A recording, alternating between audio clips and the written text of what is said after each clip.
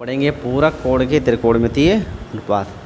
जो पूरा कोण है उसके त्रिकोणमितीय अनुपातों में हम लोगों को क्या क्या पढ़ना है। देखो इसमें एक टेबल होता है, ये वैल्यू याद रखिएगा, ये 90 के लिए ही वैलिड है केवल।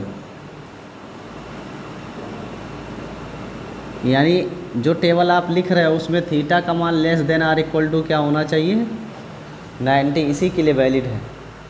जैसे हमने एक लिया सर्किल, ऐसे ये वृत्त है, लेकिन इस वृत्त की त्रिज्या इकाई है, यानी ये 1 यूनिट है।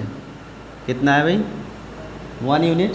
तो 1 यूनिट रेडियस और 1 यूनिट इसकी हम सरकमफ्रेंस ले लेते हैं, 1 यूनिट, और फिर यहाँ से इसको मिलाते हैं तो ये भी हो गया 1 यूनिट। ठीक है, तो ये जो बन रहा है त्रिभुज, इसी त्रिभुज की सहायता से हम विभिन्न मानों को ज्ञात करेंगे। ठीक है, अब अगर हम यहाँ से एक परपेंडिकुलर ड्रा कर देते ऐसे, तो ये मान कुछ और हो जाता, मान बदल जाएगा इसका।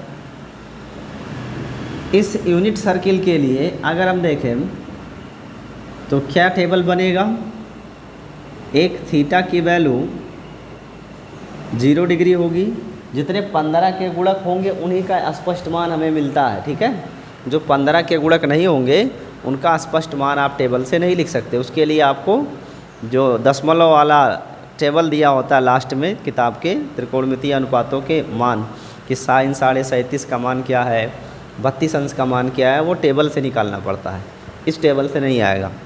तो इस टेबल में 15 के गुणक वाले आएंगे, 0, फिर 30 अंश, फिर 45 अंश, 60 अंश और 90 अंश। इतने मानों को हमें लेना है। और उसमें आर्यभट्ट के अनुसार कितने त्रिकोणमितीय अनुपात बनेंगे भाई, 6। पहला त्रिकोणमितीय अनुपात क्या लिखेंगे, साइन, दूसरा कोसाइन यानी कास, और तीसरा टैन स्पर्शज्या, और बाकी 3 इनके अपोजिट। तो टैन का अपोजिट काट, और कास का अपोजिट सेक, और इस साइन का अपोजिट कोसेक। ये वैल्यू हमें लेनी है। 0 अंश, 30 अंश, 45 अंश, 60 अंश और 90 अंश, इतने मान लेने। देखो इसे हमने एक सर्किल लिया तो यहाँ टोटल एंगल कितना बना भाई, 360, और इसके कितने पार्ट किए गए हैं, 4। इसे कहते हैं प्रथम चतुर्थांश, और इसे कहा जाता है द्वितीय चतुर्थांश। अंग्रेजी में क्या बोलते हैं चतुर्थांश को, क्वाड्रेंट कहा जाता है, क्वाड्रेंट कहते हैं, क्वाड्रेंट। और ये तीसरा चतुर्थांश है, थर्ड क्वाड्रेंट, और ये 4th है। तो हम इसमें 1/4 लेके चलेंगे। स्क्वायर रूट पहले की वैल्यू 0/4, दूसरे की वैल्यू 1/4, तीसरे की वैल्यू 2/4, फिर 60 अंश की वैल्यू 3/4, 90 अंश की वैल्यू 4/4। ठीक है, यानी 4 ही से लेके चलेंगे हम। तो 0/4 की वैल्यू तो 0 आनी है, 1 का वर्गमूल 1 और 4 का वर्गमूल 2। इसका मतलब साइन 30 अंश का मान 1/2 हुआ। फिर 2 से इसको काट देंगे, 2 1 कम 2 और 2 दूनी 4, यानी 1/√2। ये कितने अंश का मान हुआ, साइन 45 का। फिर √3 का तो वैल्यू आएगा नहीं, ये स्क्वायर रूट में रहेगा, लेकिन 4 का वर्गमूल तो 2 हो जाएगा ना, तो ये हो जाएगा √3/2। कितने अंश का मान, साइन 60 अंश का मान। और फिर 4/4 की वैल्यू 1 आ जाएगी, और 1 का वर्गमूल 1 होता है, तो साइन 90 का मान कितना हो गया। तो ये जो साइन हमको मिला 0, 30, 45, 60, 90 के लिए, वो आया क्या, साइन 0 अंश का मान 0, साइन 30 अंश का मान 1/2, साइन 45 का 1/√2, और साइन 60 का √3/2, और साइन 90 का √4/4 = 1। जो कास होता है वो साइन का जस्ट उल्टा होता है, किधर से, राइट से। जो साइन 90 का मान है वो कास 0 का मान है। जो साइन 60 का मान है वो कास 30 का मान होता है, और जो साइन 45 का वही कास 45 का, और जो साइन 30 का वो कास 60 का, और जो साइन 0 का वो कास 90 का। तो इस तरीके से आप देखो, वन वे इस लेफ़्ट से राइट को गए तो साइन, और राइट से लेफ़्ट को आ गए तो क्या बन गया, कोसाइन। उसके बाद में tan की वैल्यू निकालनी है, और हम जानते हैं कि जो tan होता है वो एक्चुअल में साइन और कास का क्या होता है, अनुपात। साइन बटा कास ही तो होता है। तो अगर हम कहते हो कि tan 0 की वैल्यू क्या है, तो साइन 0 बटे कास 0, तो 0/1 की वैल्यू आ जाएगी 0। फिर अगर हम tan 30 का मान निकालना चाहते हैं तो साइन 30 में कास 30 से भाग करेंगे, तो बाई टू कट जाएगा, सिर्फ क्या आएगा 1/√3, ये दोनों कट जाएंगे भाग करने पर। फिर 1/√2 का 1/√2 में भाग कर देंगे तो क्या आएगा 1, यानी tan 45 की वैल्यू 1 हो गई। फिर tan 60 अंश का मान चाहिए तो साइन 60 में कास 60 से भाग करो, तो 2 से 2 कट जाएगा, सिर्फ आएगा √3/1, अर्थात √3 होगा। फिर हमें 1 में किससे भाग करना होगा, 0 से, तो ये क्या आ जाएगा इनफाइनाइट, क्योंकि 0 के किसी भी मल्टीपल की वैल्यू 1 नहीं आएगी, तो इसको हम लिखेंगे अज्ञात या अपरिभाषित लिखेंगे, ठीक है। और काट क्या होता है, tan का उल्टा। हम जानते हैं जो काट ऑफ थीटा है वो एक्चुअल में 1/tan ऑफ थीटा होता है। तो जो काट 0 की वैल्यू होगी वो tan 0 का जस्ट क्या होगा, उल्टा। तो अगर tan 0 0 है तो काट 0 क्या होगा, अपरिभाषित। tan 30 का मान 1/√3, तो cot 30 का मान √3/1, जस्ट उल्टा करेंगे तो एक्चुअल में आएगा √3। फिर tan 45 का जो मान है उसका उल्टा करोगे तो काट 45 आएगा, तो एक का उल्टा एक ही होता है, व्युत्क्रम। फिर √3 का व्युत्क्रम लेंगे तो 1/√3, और इनफाइनाइट का जब अपोजिट करोगे तो क्या आएगा 0। तो इस तरीके से काट 0 अंश का मान अपरिभाषित है, जबकि काट 30 अंश का मान √3 है, और काट 45 का मान 1 है, और काट 60 का मान 1/√3 है, और काट 90 की वैल्यू 0 है, ठीक है। नेक्स्ट देखो सेक थीटा है, तो जो सेक होता है वो किसका अपोजिट होता है, कास का। We know that sec theta को हम लिख सकते हैं 1/cos थीटा, ऐसा लिख सकते हैं। तो जब सेक को 1/cos लिख सकते हैं तो सेक की जितनी वैल्यूज होंगी वो कास का क्या होगा, व्युत्क्रम। तो कास 0 का मान क्या है 1, तो सेक 0 का क्या होगा 1/1, अर्थात 1 ही तो आएगा। कास 30 का मान है √3/2, तो सेक 30 का मान क्या होगा 2/√3, जस्ट इसका उल्टा। ऐसे 1/√2 का उल्टा करोगे तो √2 आ जाएगा, 1/2 का उल्टा करेंगे तो 2, और 0 का अपोजिट लोगे तो क्या आ जाएगा इन्फिनिट।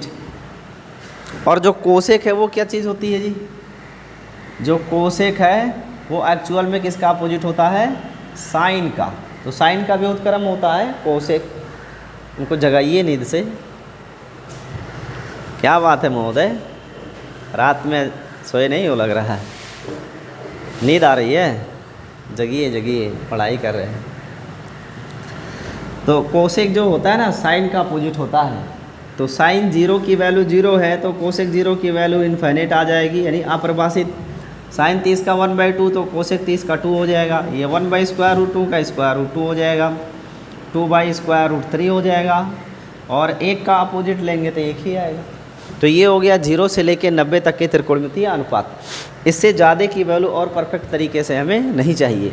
इसके बाद जो भी मान निकाले जाएंगे वो a+b वाले सूत्र से आएंगे। जैसे हमने कहा साइन 135, अब आपसे पूछा गया कि साइन 135 का मान बताओ, तो आपको पता है कि आप 0 से 90 तक का तो फिक्स्ड वैल्यू जानते हो, 135 का नहीं जानते। तब इस 135 को तोड़ लेंगे 90 + 45, और 90 + 45 करोगे तो ये आ जाएगा आपका साइन 135, ठीक है। तो आगे इसके परिवर्तन से हम मान निकालेंगे। उसके लिए sign a+b, cos a+b, tan a+b के बहुत सारे सूत्र बनाए गए जिसमें कोणों के योग और कोणों के अंतर का प्रयोग किया जाता है। वहाँ पे आप इससे आगे के मान सीखोगे। एक बात ध्यान में रखना, ये पूरा टेबल किसके लिए वैलिड है, सिर्फ न्यून कोण के लिए। किसके लिए, न्यून कोण के लिए ही वैलिड है और किसी के लिए वैलिड नहीं है। आप इसे वेरीफाई भी कर सकते हो। कैसे? देखो, हम एक समकोण त्रिभुज ले लें, तो इस समकोण त्रिभुज का एक कोण क्या होता है? 90 होता है। अब बचे शेष दो कोण ना, θ1 और θ2। तो त्रिभुज के तीनों कोणों का योग कितना होता है? 180 होता है ना, तीनों अंतः कोणों का योग। तो यहाँ से अगर आप θ1 प्लस θ2 लिखोगे तो 180 माइनस 90, तो θ1 प्लस θ2 बराबर कितना आएगा? 90। अर्थात ये दोनों एक दूसरे के क्या हैं? पूरक कोण हैं, एक दूसरे के पूरक कोण हैं 90 डिग्री के। इससे ज़्यादा मान इन दोनों के योग का नहीं होना चाहिए। तो एक कोण इसमें 90 है, तो जो θ1 θ2 अन्य कोण आएंगे वो कभी भी 90 से ज़्यादा नहीं हो सकते, वो 90 से छोटे ही रहेंगे और उन दोनों का योग 90 ही आना चाहिए, उससे ज़्यादा नहीं आना चाहिए। नहीं तो त्रिभुज के नियम के ये विरुद्ध हो जाएगा, क्योंकि तीनों कोणों का योग 180 होना चाहिए और अगर ये योग और ज़्यादा आ गया 90 से तो फिर 180 से भी ज़्यादा वैल्यू आ जाएगी, जो कि पॉसिबल नहीं है। इसलिए इतना ही मान लिखिए। ये जानकारी स्पष्ट है? अच्छा, तो एक चीज़ तो ये ख़त्म हो गई, ठीक है। अब एक आता है चतुर्थांशों में कौन सा पॉजिटिव होगा और कौन सा निगेटिव होगा। तो पॉजिटिव निगेटिव जो रूल है उसे समझते हैं। क्या ये स्क्रीन पे है? ये है स्क्रीन पे। देखिए, हमने यहाँ पे दो अक्ष लिया, x अक्ष और y अक्ष। एक प्लेन की बात है, एक तल की बात है। इस तल में देखो, ये जो x डायरेक्शन है ये क्या होता है? पॉजिटिव। y डायरेक्शन क्या होगा? पॉजिटिव। लेकिन x का अपोजिट निगेटिव और y का अपोजिट क्या होता है? निगेटिव होता है। यह पहला चतुर्थांश है, प्रथम चतुर्थांश। और जो पहला चतुर्थांश है, अगर हम इसमें कोई एक समकोण त्रिभुज बनाएं ऐसे कोण थीटा के लिए, तो देखो ये वाली जो साइड है ये किस डायरेक्शन में है? y डायरेक्शन में है ना, तो ये पॉजिटिव होगी। और ये जो साइड है वो x डायरेक्शन में है, ये भी क्या होगा? पॉजिटिव होगा। तो ये भी x डायरेक्शन में, ये y डायरेक्शन में, दोनों वैल्यू क्या आएंगे? पॉजिटिव। तीसरा बचा क्या? कर्ण। और हम जानते हैं कि एक समकोण त्रिभुज का जो कर्ण होता है वो वास्तव में आधार के वर्ग और लंब के वर्ग के योग के बराबर होता है। तो जो कर्ण है वो वर्गों से मिलता है, वर्गों से। तो कर्ण तो पॉजिटिव ही आएगा, तो ये साइड भी क्या आएगी? पॉजिटिव। तो इस त्रिभुज में देखो तो त्रिभुज का लंब, आधार और कर्ण तीनों क्या है? पॉजिटिव है ना।